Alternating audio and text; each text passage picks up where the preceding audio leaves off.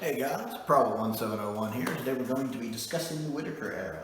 And this was a face-off that's not exactly a face-off. It's more like just a question I pose. Normally, of course, when I do like a face-off, there's a poll involved. This was actually just a question I posted because I was curious how people would answer. And what I asked was, what do you think is the best thing to come out of the Whittaker era of Doctor Who? Whether you're a fan of it or not, is there anything about the era that you think was done well? Because I think every era of Doctor Who, no matter how bad it might be, has something positive to come out of it. There's some positivity to it. Something I can point at and go, well, I like this or I like this.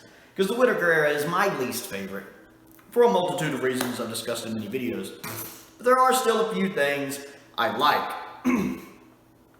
I like they tried a season with no returning villains. That's a cool concept. They should do that more often. It's executed terribly, and it's the worst series Doctor Who's ever done. But the idea of doing a season without returning villains is a good idea. Classic Who Season 13 did that, and it's the best season Doctor Who's ever produced, objectively speaking. At least in my opinion. And then there's a handful of episodes I like they tried to do that didn't always work. Now there's some good episodes. There are some good episodes in this era. There's some good episodes like It Takes You Away, for example. The concept of that other universe is a cool idea, but the episode is executed badly. It's a garbage episode. But there's an idea behind that episode that I like because it feels like a Doctor Who idea. I like in concept on paper that they tried to do a bigger TARDIS team, kind of like 60s Who. Unfortunately, it doesn't work. Just like it didn't really work in the 80s, because even in the 80s, things moved at a different pace in the 60s. It works in the 60s for the type of television they were doing in the 60s, that kind of teleplay style that the Hartnell era and Troughton era, especially the Hartnell era, but also the Troughton era, does.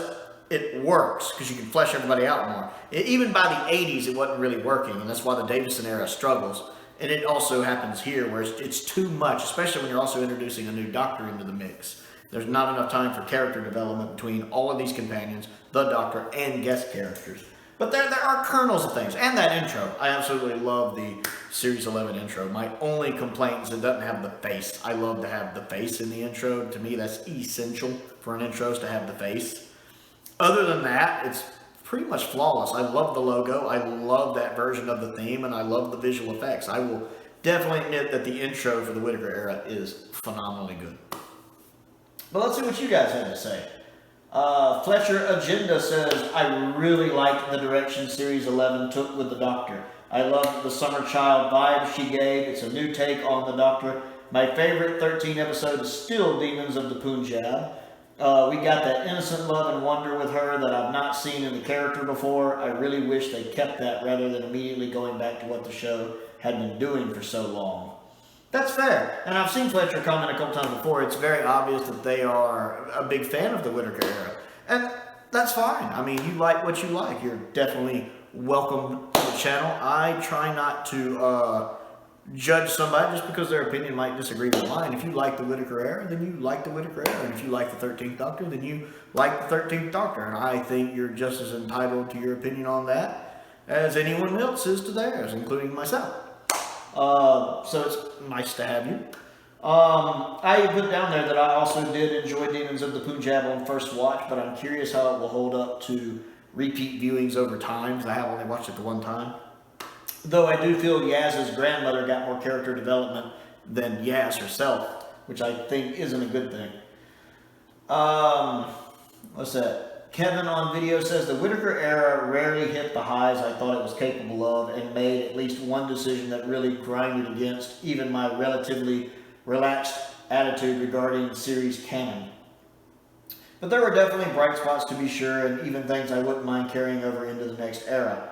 I liked the return of historicals. I would like to see more historicals. I'd like to see more hystericals. That'd be fun. Hysterical historicals. But I'd really love it if in the future they have the confidence to do a true historical minus any sci-fi elements. Basically a pure historical. I would love to see another pure historical. I love the Reign of Terror. I would love a pure historical. In theory, I like the expansion of the TARDIS team. New Who's Doctor Companions pairing always seem to evolve into unhealthy codependence by the time they end. True. So it was refreshing that 13's fam had a variety of different relationships and character dynamics so as to not become defined by just one. Unfortunately, in practice, it did seem difficult for the writers to give all the actors something to do each episode. And that's more just because television moves at such a faster pace now than it did in the 60s. I'm pretty sure younger people who are used to the modern show would probably find the Hartnell era moves like a glacier's pace, to be honest. And once Graham and Ryan left, 13 and Yaz seemed well on track towards becoming yet another heart-life world-threatening almost romance. Yes, it does feel very tacked on. The one thing I laud the Chibnall-Whittaker era for, without caveat, is the show finally ripping off the Band-Aid and making it clear that the Doctor can be anyone, regardless of gender or color. Shamrock Particle added to this and said the historicals are some of modern Who's best.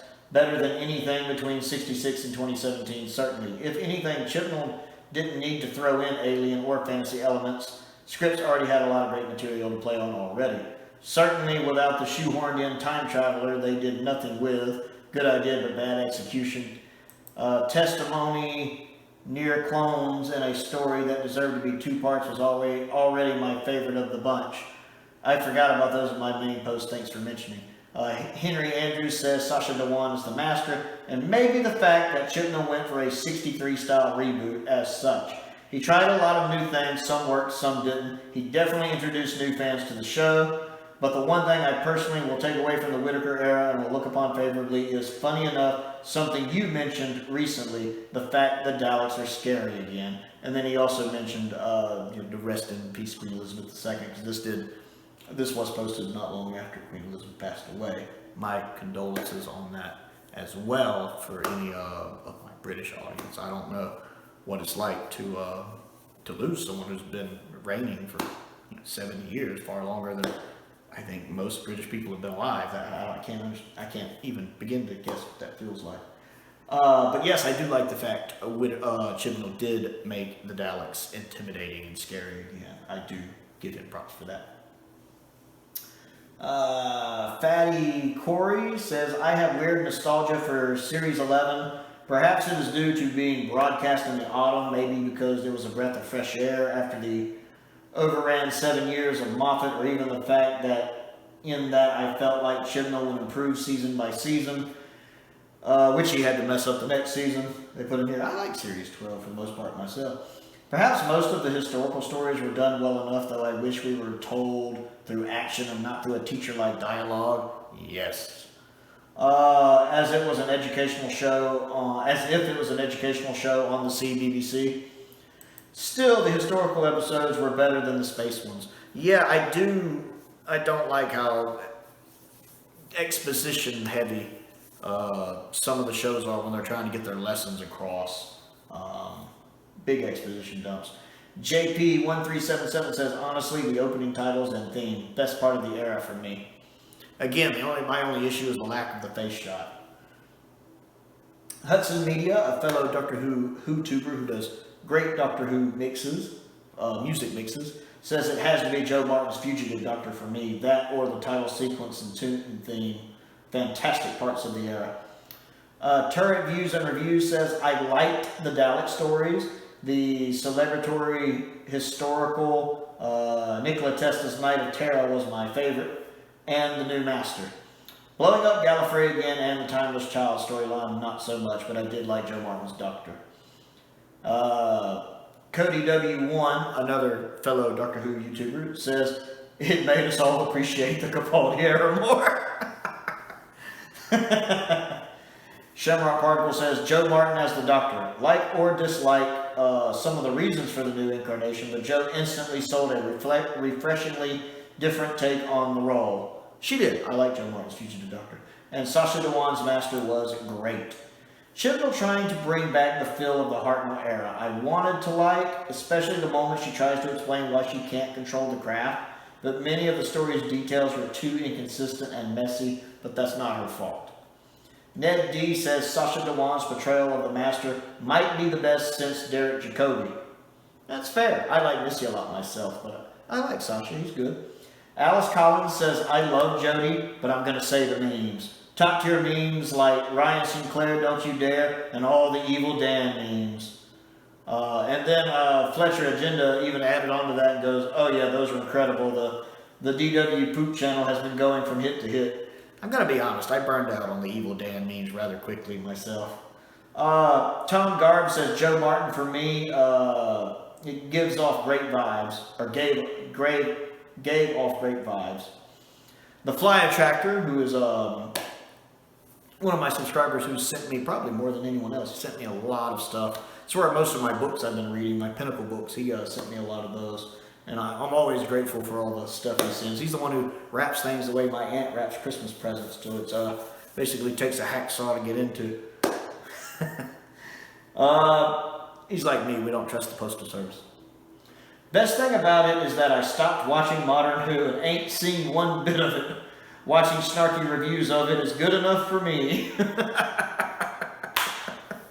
And I can tell you, Flyattractor's a big Doctor Who fan, so if he doesn't even want to get near the Whittaker era, that says a lot about his thoughts on it. Art the Green Wolf says, Sacha Dhawan as the Master, also maybe Joe Martin as the fugitive Doctor, but we'll have to wait for Big Finish to flesh her out fully. Stephen Crane, who is of course one of my top tier patrons, I tend to thank him every video for being a top tier patron. I always appreciate chatting with him. Him and I talk a lot on my Patreon about Doctor Who and non-Doctor Who stuff. We have some pretty fun, frank conversations, actually. And this is this one's actually a semi-inside joke. He says, I didn't die of a stroke watching it as my blood... Let me try that again.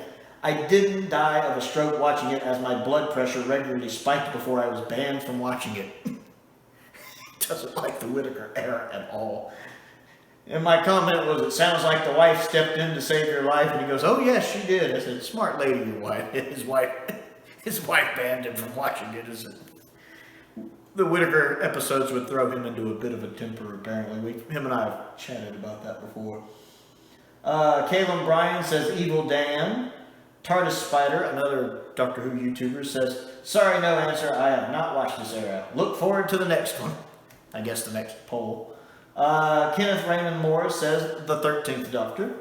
And Juan Grulin says, absolutely nothing. I am glad I can still get the classic stuff. The future looks bleak. And to be fair, the thing I'm most excited for in 2023 is the collection box set. So classic Who myself. And Problem Being says, absolutely nothing. I admire that blonde honesty. So yeah, that's what you guys had to say about what you think the good things to come out, or the best thing to come out of the Whittaker era was. There are a handful of positive things, but yeah, it has been a very disappointing era for a multitude of reasons, which I've covered before. So I'm curious to see where Russell's going to take the show in 2023 and beyond. So, if you like this video, go ahead and click the subscribe button and the like button. I am always trying to grow the channel. My goal now is to hit 900 subscribers. We did cross over 800 recently, which I'm very grateful for. I also have a Patreon. If you want to be like one of my top tier patrons, Stephen Crane, and support me there, there's a link to that down in the description below. I appreciate him and all of my patrons' continued support there. I also have a P.O. box if there's anything you would like to send me to review, as well as a link to my Amazon wish list down there. Most importantly, though, thank you for watching.